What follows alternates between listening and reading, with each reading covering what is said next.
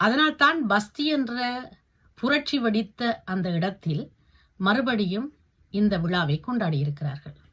2023 ஆண்டு டிசம்பர் மாதம் 28ஆம் தேதி விஜயகாந்த் என்றொரு நடிகர் இறந்த பொழுது இந்திய மண்ணை தாண்டி தமிழர்கள் வாழ்ந்த அத்தனை நிலங்களிலும் இரத்த கண்ணீர் வடித்ததை நாங்கள் பார்க்கக்கூடியதாக இருந்தது.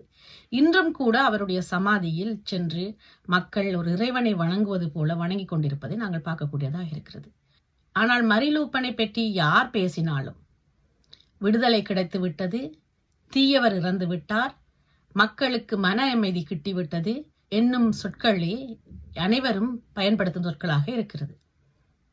டிக்டாக்கை திறந்தாலும் சரி, வேறு பல சமூக வலைத்தளங்களை திறந்தாலும் சரி, மரிலூப்பனின் இறப்பை அனைவரும் கொண்டாடி கொண்டிருக்கிறார்கள். இதிலிருந்து நாங்கள் கற்றுக்கொள்ள வேண்டியது என்னவென்றால், வாழும் போது பிறருக்கு உதவாட்டிலும் பரவாயில்லை, துன்பம் கொடுக்காமல் தவறான சொற்களை பயன்படுத்தாமல் வாழ வேண்டும் என்பதை இந்த 2025 நினைவுபடுத்தி இருக்கிறது என்றுதான் கூற வேண்டும். 96 வயதில் இறப்பது ஒன்றும் பெரிய விடயம் இல்லை, அது இறப்புக்கான வயதுதான்.